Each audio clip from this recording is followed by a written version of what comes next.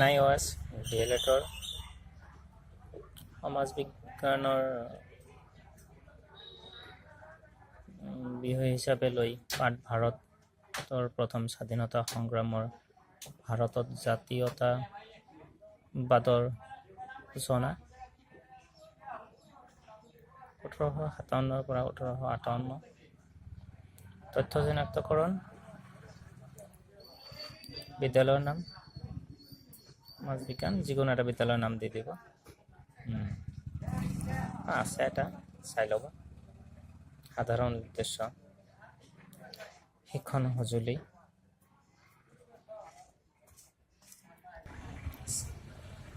দুই নম্বৰ পৃষ্ঠা চাব আৰম্ভণি প্ৰথম স্তৰ পূৰ্ব জ্ঞানৰ ধাৰণা শিক্ষকৰ কাৰ্যাৱলী শিক্ষাৰ্থীৰ কাৰ্যাৱলী আৰু চাব পাঠ ঘোষণা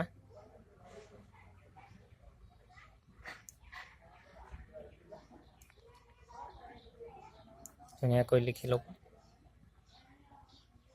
তাৰপিছত পৃষ্ঠালৈ আহোঁ উপস্থাপন শিক্ষণীয় বিষয়বস্তু বা শিক্ষা বিন্দু বুলি লিখে বিশেষ উদ্দেশ্য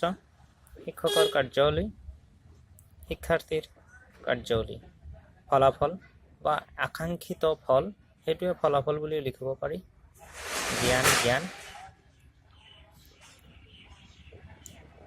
এইটো উপস্থাপনৰ আৰু এটা পেজ আছে এইটো দেখাই আছোঁ মই উপস্থাপন আৰু এটা পৃষ্ঠা চাব পাৰিব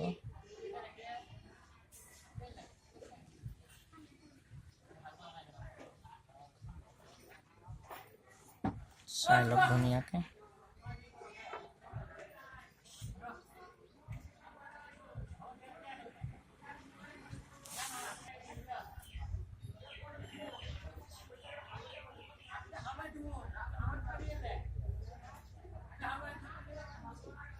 তাৰপিছত পাব এতিয়া সামৰণি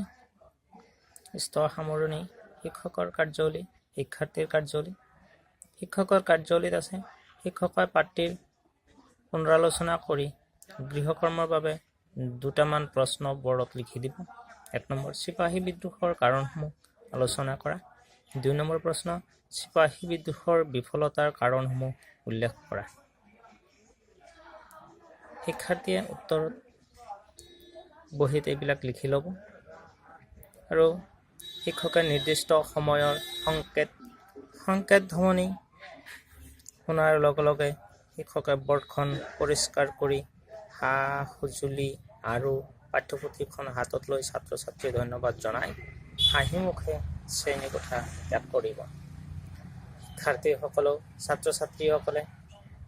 থিয় হৈ শিক্ষকক ধন্যবাদ জনাই বিদায় সম্ভাষণ জনাব এইখিনি আছিল সমাজ বিজ্ঞানৰ আজিৰ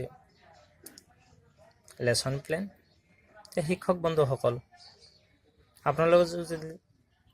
আপোনালোকৰ যদি এই ভিডিঅ'টো ভাল লাগিছে তেনেহ'লে ছাবস্ক্ৰাইব কৰিব